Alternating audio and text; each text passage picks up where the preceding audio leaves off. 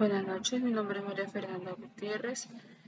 Voy a dar a conocer mi tema a exponer, que es el tórax. Desde el punto de vista de la anatomía, bueno, el tórax se refiere al pecho. La porción esquelética del tórax es una jaula ósea formada por el esternón, los cartílagos costales, las costillas, las clavículas y los cuerpos de las vértebras torácicas. Para poder apreciar estas estructuras por medio de la radiografía se utilizan las proyecciones como la PA lateral, y también se utiliza la que es la posición oblicua PA derecha o izquierda en el tórax. Cuando se utiliza la PA, se utiliza un chasis de 14 por 17. La posición es en bipedestación. La estructura anatómica del paciente es un eje longitudinal del tórax paralelo y alineado contra el eje vertical del búquido mural.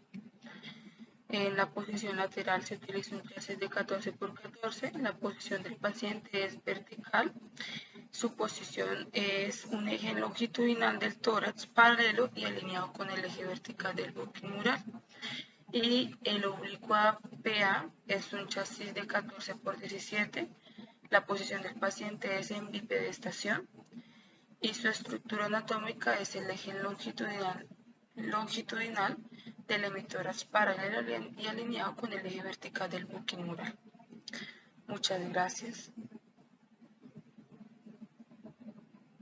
Un cordial saludo, mi nombre es Kevin Vanegas, soy estudiante de Tecnología en Radiología e Imágenes Diagnósticas. Tenemos una pregunta, dice, ¿cuáles son los estudios radiográficos según comprenden tórax y abdomen? Yo hablo de abdomen, ¿sí? Tenemos una proyección antero-posterior horizontal, ¿sí? El borde pues inferior del chasis se ubica al nivel de un pubis y un rafe perineal, ¿sí? El paciente lo ubicamos en decúbito supino.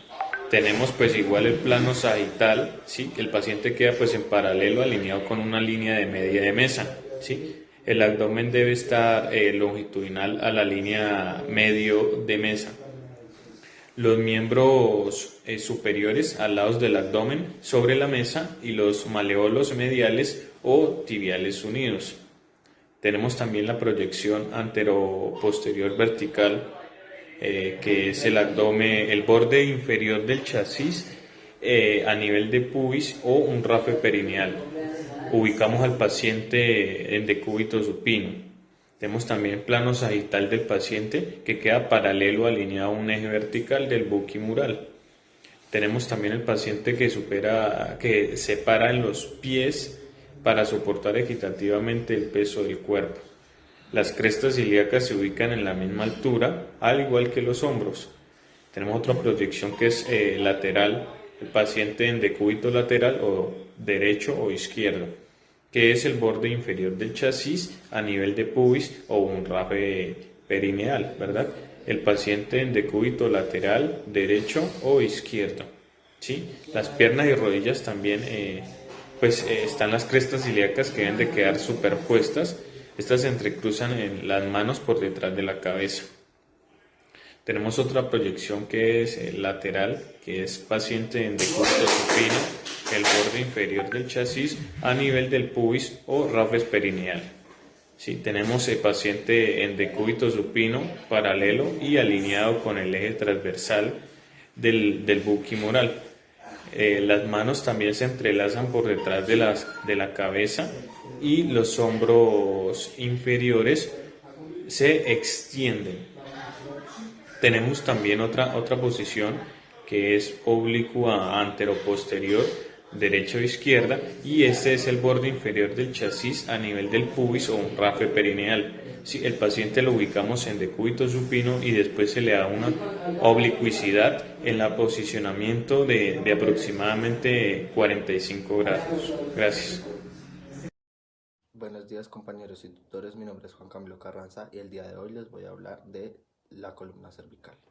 La columna cervical se encuentra en el cuello y se encarga de soportar el peso de la cabeza y proteger los nervios que salen desde el cerebro hacia el resto del cuerpo. Esta sección de la columna Tiene 7 cuerpos vertebrales, o sea, 7 huesos que se van encogiendo a medida que se acercan a la base del cráneo.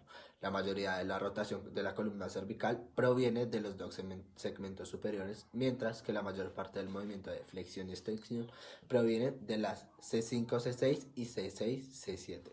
En los estudios radiográficos de columna cervical podemos encontrar proyecciones antioposterior, lateral, oblicuas, transoral, dinámica de hiperextensión y hiperflexión, proyección del nadador y en charnela cervicotorácica.